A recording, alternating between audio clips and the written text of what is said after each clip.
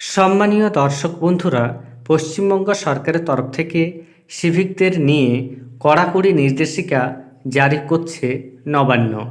কয়েকদিন আগেই আরজিকর হত্যাকাণ্ডে একজন সিভিক জড়িত থাকার পর থেকেই সিভিকদের দায়িত্ব এবং কর্তব্যবোধ নিয়ে বিভিন্ন মহলে প্রশ্ন উঠেছে। দীর্ঘদিন ধরেই সিভিকদের কী কাজ করা উচিত বা কী কাজ করানো উচিত নয় তা নিয়ে বিভিন্ন মহলে প্রশ্ন ছিল। এবার সরকারের তরফ থেকে নির্দেশিকা জারি করা হচ্ছে, যেখানে সিভিকদের বিষয়ে একগুচ্ছ নিয়ম আনা হচ্ছে। এই নিয়ে বিস্তারিতভাবে প্রতিবেদনে কি বলা হয়েছে আপনারা সরাসরি দেখুন। সিভিকের কাজ দায়িত্ব নির্ধারণে নয়া নির্দেশিকা তৈরি করে দিচ্ছে নবান্ন। খাতায় কলমে সিভিকরা পুলিশের সহযোগী মাত্র। আইন অনুসারে তারা কোনো তল্লাশিতে যেতে পারেন না। থানায় জিডি করা বা তদন্ত সম্পর্কিত কোনো ফাইল তাদের দেখার কথা নয়। উপেক্ষিত হচ্ছে আইন। রাজ্য পুলিশের অধিকাংশ থানায় সিভিকরাই ভরসা।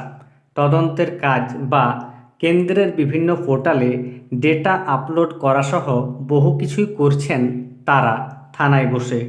সিভিকদের দিয়ে কী ধরনের কাজ করানো হচ্ছে? আরজিকর কাণ্ডের পর তার তথ্য সংগ্রহে উদ্যোগী হয়েছে নবান্ন।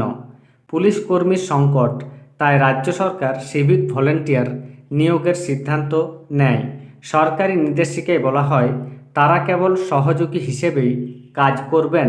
এক মামলার প্রেক্ষিতে হাইকোর্টও একই অভিমত দিয়েছে।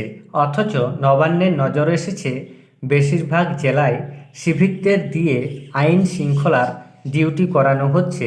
আইন বাঁচাতে তাদের পরানো হচ্ছে জলপাই রঙের পোশাক। নিয়ম ভেঙে তাদের হাতে লাঠি, ওয়াকিট কিউ ধরানো হচ্ছে। থানায় কর্মরত সিভিকদের নিয়ে তল্লাশিতেও যাচ্ছেন কিছু অফিসার।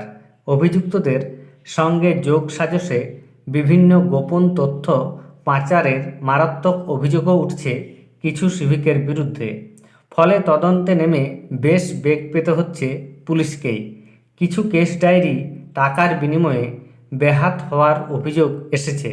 সব মিলিয়ে প্রশাসনকে বিপাকে পড়তে হচ্ছে সিভিকদের নিয়ে। নবান্ন সূত্রে খবর, অনৈতিক কাজ থেকে সিভিকদের বিরত রাখার জন্য সরকারি নির্দেশিকা তৈরি হচ্ছে।